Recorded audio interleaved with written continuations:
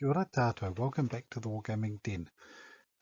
Bit of a repeat of my last game this week actually. My friend Ian came down for a weekend of gaming and I enjoyed that little Slim River scenario so much that I thought we might play it again, and as it turned out we actually played it twice. In the first game I took the role of the Japanese, then in the second game my friend ended. So again, it's based on an encounter in the Malayan campaign that happened on the 7th of January 1942 when the Japanese did a surprise night attack that they led with tanks and smashed through the 11th British Division, including the 2nd Argyll and Sutherland Highlander Infantry. So we're refighting that aspect of the battle again. The game's going to begin as a night game. This time we're going to allow dawn to arrive partway through the game, but we'll go into details in a wee bit. And here's the situation. So the Japanese have attacked and they are coming along it and approaching this village of Trolak on their way to cross the Slim River, and that's where this particular little battle is about to take place. Forces, again we're playing Rapid Fire Reloaded. The forces are very similar to the last time. The only change I've made is I've added a 2-pounder anti-tank gun and a Bren gun carrier, just to balance the lack of anti-tank a wee bit. Wanted this to be a fun game for both sides, didn't want one or the other to have too much of advantage. So 4 companies of infantry and then a battalion HQ, which is where all the other bits and pieces like the mortars, 2-pounder and a Bren carrier are located.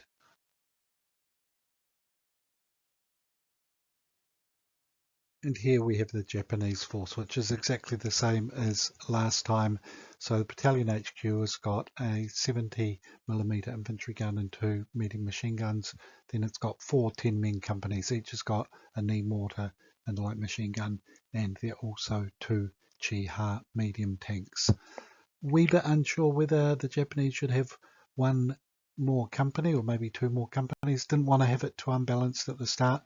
Potentially could have had a couple of extra companies turn up as reinforcements part of the way through, and if I was to do it again, that's probably how I would play it.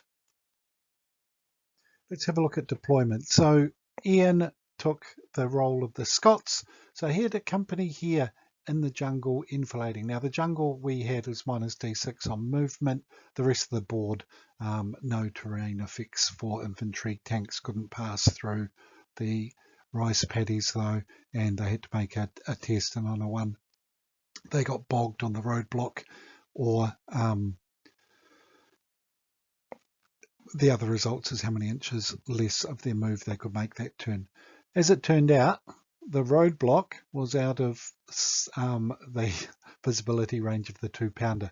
Started the game as a night battle, so maximum visibility for anything was 12 inches unless they fired, and if they fired, normal range is applied, but teams always counted as being in cover even then. But what it meant was that actually this roadblock was just out of the visibility range of the 2-pounder. So afterwards then decided it might have been better putting it there. Anyway, he's got a second company back here, machine gun, 2-inch mortar, medium mortar here. Battalion HQ can spot for them later on, and one of the other companies can.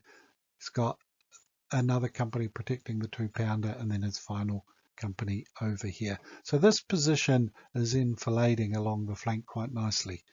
Now, after my last experience, I decided to put 3 of my Japanese companies on one side and just have 1 on the other. And so my plan was to push forward with the 3 companies here, try and take these 2 positions if I could, have the medium machine guns and the final company acting as a bit of a diversion really.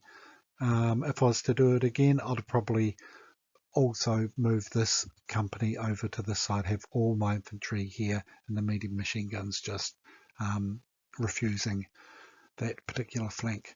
and my 2 tanks are on the road. Now, I've repainted my Chiha, made up a new one as well last week. Really happy with the change in colour scheme that I've done on those. But anyway, let's get on with the game.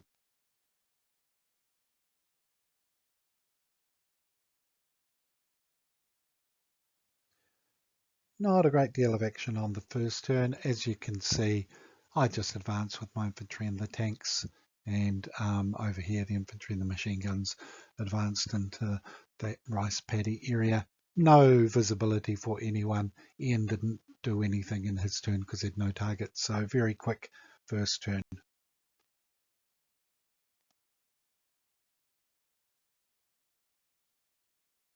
Turn 2, the Japanese advancing.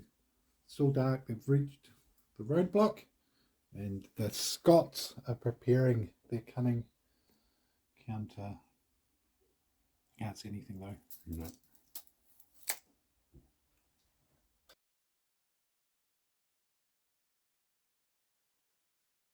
Again, turn 3, not a great deal of action. The first Chiha managed to navigate its way over the roadblock without incident. My infantry advancing here and also here. Machine guns are moving into this area of cover. Now from turn 4 onwards, we're rolling for dawn to arrive, and on a 5 or a 6 dawn arrives, we actually rolled a 6. So my Japanese were suddenly caught in the open, and the Scots were about to open fire.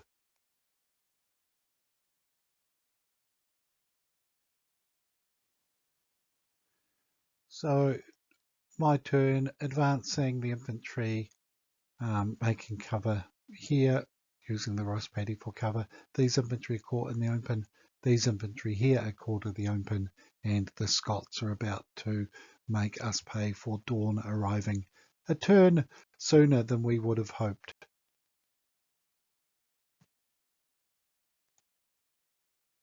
Okay, turn 4. The Japanese tanks have been ambushed by the 2-pounder and the anti-tank rifle in that building. The front Chiha got hit twice. The 2-pounder shot did no damage, but it was damaged by the anti-tank rifle. And then the infantry over here were ambushed by the Scots in the jungle. They took 4 casualties, and they caused 2 casualties on the Scots. So on to the Scots turn 4. End of turn 4. This company takes 8 casualties. It was hit by the infantry companies, the Bring gun carrier, and a mortar as well. And this company over here was totally decimated by a combination of 2 Scottish infantry companies, a medium machine gun and a light mortar. So, but good thing the Chiha was missed by the 2-pounder lurking in there and the anti-tank rifle. On to turn 5.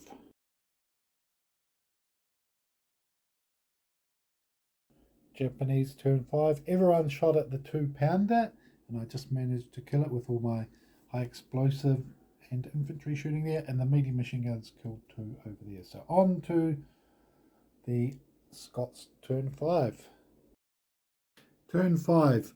This squad has just been destroyed. They've taken 9, so they've got a stand left, and the battalion HQ is gone. So the Japanese need to make a morale check at the start of turn 6, and they roll a 3, which is probably not too good.